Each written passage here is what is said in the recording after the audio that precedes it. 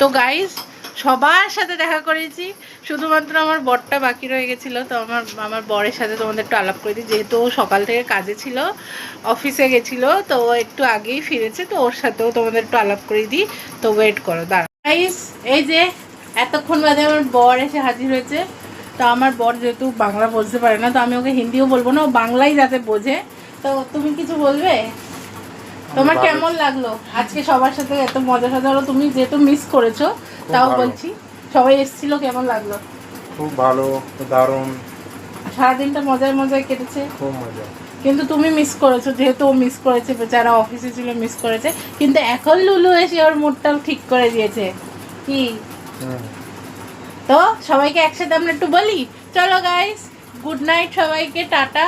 সবাই ভালো থেকো, সবার দিনটা খুব ভালো কাটুক, টাটা। তো আমি একটা টপিক বলতে ভুলে গেছিলাম, আমাকে আমার এই পুচকিটা মনে করে দিল। তো বলো, কি বলবো?